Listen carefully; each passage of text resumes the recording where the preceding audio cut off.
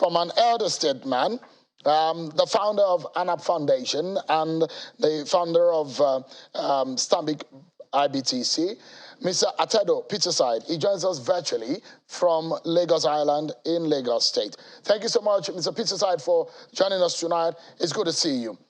I know, just like a lot of Nigerians, you have high hopes about 2023. But something is fundamental. How tedious or how would you describe the burden of that office? For anyone, it looks very juicy and it looks like a very good office that anyone can aspire to be. But how easy would that chair be at the moment for anyone who is eyeing it? I think we want somebody who will stand for the truth and bring truth to that office. It has been lacking there for a long time. The truth is that the bulk of the problems confounding Nigeria are pretty obvious. Everybody knows the problems. Everybody knows about banditry, terrorism, crude oil theft, unaffordable, federal government, cost of governance, petrol subsidy which we cannot afford, and the low business confidence caused by a variety of things, including foreign direct investors withdrawing from Nigeria. Those are things that somebody studying O-level can understand. So it's not something that you need phenomenal knowledge to understand the problems. Interestingly also, the bulk of the solutions are pretty straightforward. The first thing they call for is sincerity. The second thing is courage. And those two things have been lacking for a long time. So I don't take this view that you need a sort of Nobel Prize winner to find a way around simple things like a petrol subsidy that we cannot afford or things like that. Everybody knows the problems. And the solutions are simple. All right. There's something that you wrote online on your page on Twitter, which really I think is a very deep statement if you dissect it carefully.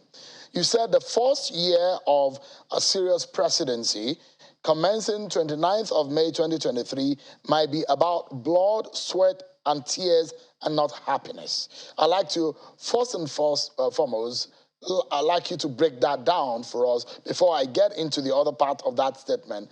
What did you mean by that? What I mean by that, and I'll tell you the whole truth, see, this government has kicked the can down the road. There were many obvious things they were supposed to do. They dragged their feet for a long time, and now they're postponing some of them until the middle of next year, which is the same as saying they don't want to face the problems. So therefore, whoever is coming in May 2023 has to begin by clearing the mess that should have been tackled, last year before, and so on. So therefore, I will be very worried if somebody coming in next year in May doesn't understand that he has to do all the dirty work which this government has refused to do.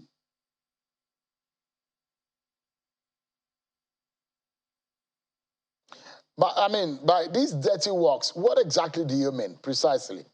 Okay, let me give an example. Shehu, I think you go and check the estimates from this same government. The bill for the petrol subsidy next year will exceed the total revenue of the federal government. So imagine that you're running your household and the bill for one item, what you're going to spend on one item, like petrol, is more than your entire income, your entire revenue. Does that make any sense? What further evidence do you need to know that you cannot afford something? Now, let me explain. It was not always like this. What we had was petrol subsidy that potentially was growing, rising and rising every year. And then we had revenue that was growing slowly. But we were always going to get to the point sooner or later with high oil prices where the petrol subsidies were going to grow so large that they will overtake the entire revenue. And what is the plan to solve the problem? Having finished the entire revenue plus more on petrol subsidy, we then plan to go borrowing. And what is the meaning of borrowing? Increasing the money supply, largely printing more money. The more money you print, the more you increase the money supply, the more you send the exchange rate. It's almost a perfect correlation. If the money supply right now is 2 trillion, and you print more through debts, and you increase it to double that, then all other things just being equal, you expect the exchange rate to double. So the point I'm making is that we have a monetary and exchange rate crisis that is caused, at the root of it is the fiscal indiscipline. So whoever comes in May next year, the first thing he must do is go to the roots of the fiscal indiscipline to cut out the things we cannot afford. So he's going to begin with bad news. And this is the first time I've seen elections where at least one of the candidates has mentioned already, even on live TV, that they have to cut out some things that we cannot afford, the biggest ones. In the past, people were shying away from saying such things, but I think it's becoming clear now that Nigerians have understood those who have lied to them in the past. Look, we're in the age of social media. Go back and play back videos of what public figures have said before on all these contentious subjects. Hear what they said 8 years ago, hear what they said 4 years ago.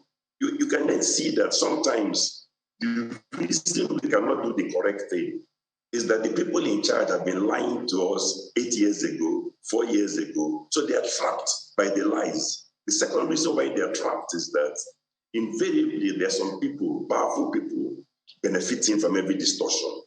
So sometimes they're in bed with those powerful people who benefit from the distortion. Look, the petrol subsidy is lucrative business. Whoever brings in the petrol through NNPC and all that stuff is making a fortune. It's always been the case. Now, one of the things that you also said, that statement, that one single sentence or statement you made is very pregnant with a lot of meanings. So to manage the expectations of Nigerians, if I deduce some of the things that I can take away from what you've said so far, is that Nigerians should not be will I say, over-expectant of anyone who wins the election in 2023, because from what you have explained, you said the first year will be a lot of blood, sweat, and pains. And you also said that the gain will come after the initial pain. So it means that in the first year, the leader, whoever it is, may not be popular because Nigerians will go through some excruciating pain. How easy could that be in terms of communicating this to Nigerians?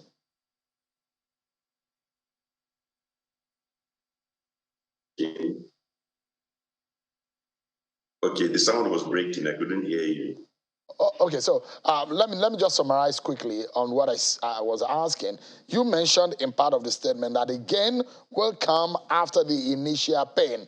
That means the next leader in the first year may be unpopular because of decisions, the reality on ground.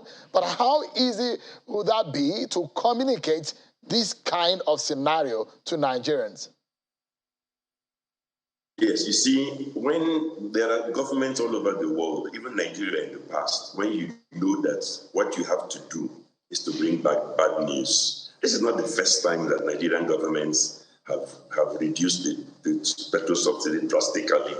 This won't be the first time that Nigerian government has tackled things like cost of governance, trying to cut out things we can't afford. But the problem is, in the past has been that people thought they could get away with it. I think now, slowly, everybody has realized that the only people who are fooling ourselves. So we are now at the point where I even think that, especially when we have an electorate that is now full of younger people, the younger ones are the majority. From what they've been writing, what they have been saying, they understand the issues. They understand that some people are taking this country for a ride. So the point I'm making is that I don't think the way forward again is for anybody to attempt to come and tell obvious lies to Nigerians. All of us will scream and say, not again. We have been down that road before. We've heard people come and say the foreign exchange will become 1-to-1. We've heard people say all kinds of things. We've heard people say that the exchange rate to a dollar, to a dollar was too high.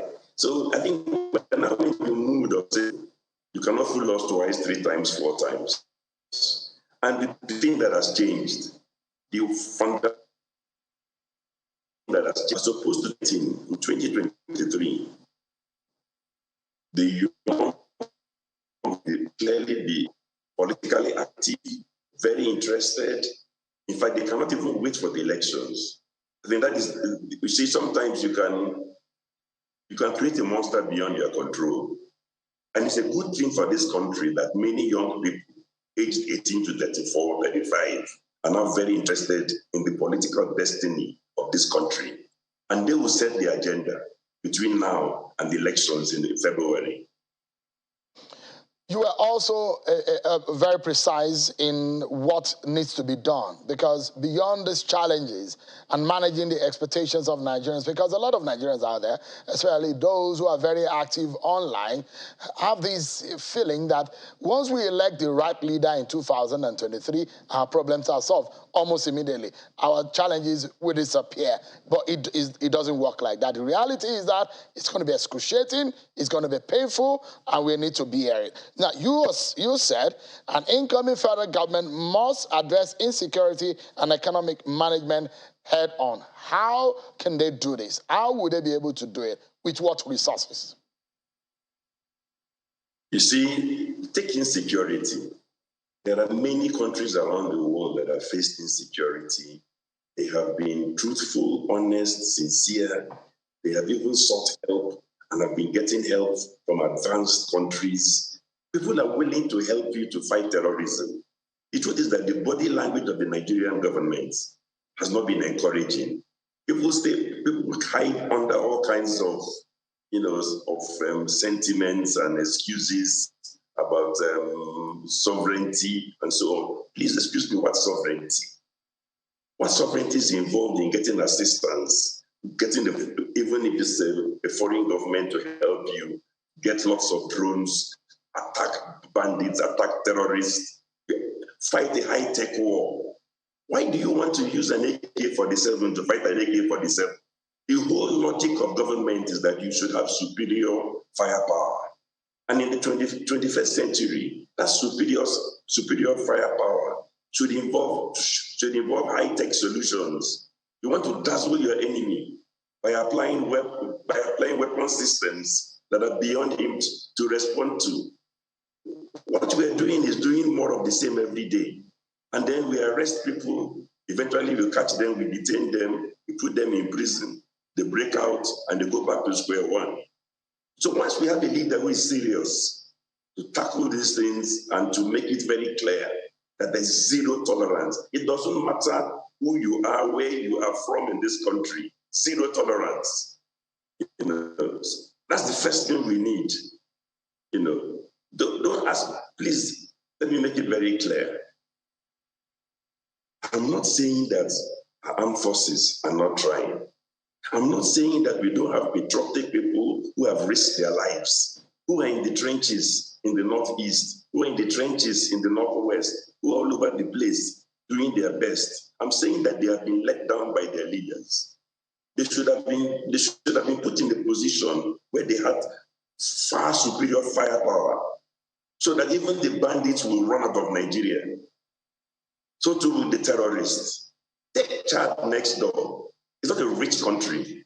Please go and check Shell. Does Boko Haram dare to go inside Chad and operate freely? They know each time they cross the border and go into Chad, they will be wiped out. So they prefer to make sure they're always on the Nigerian side, where different rules apply. So please, we have some good military people. They need first class backing at the top, making this a national priority, getting assistance from any serious country in the world that wants to help us. Scientific, high-tech solutions, superior firepower. That is the language that people who want to carry out violence understand. All right, Mr. Peterside, you don't look like someone who has not decided yet about who to vote for in 2023. But let's help out some of those, I'm excluding myself, who has not voted in a long time because I'm always on duty. I'm far away from my polling unit. But let's give some perspectives to those who have not made up their minds and who are still thinking of whether this candidate or that candidate, what qualities should I be looking at in who becomes Nigeria's next president. First and foremost, I'd like to ask you, do you suppose that there could be a surprise in the sense that perhaps a less popular or an unexpected candidate could emerge Nigeria's next president? Look, my foundation and our foundation, we've always been involved in opinion polls since 2011. Let me tell you the number one surprise that we already know. It has been published in the papers. I've seen all the reports. Let me just give you some data, Shem.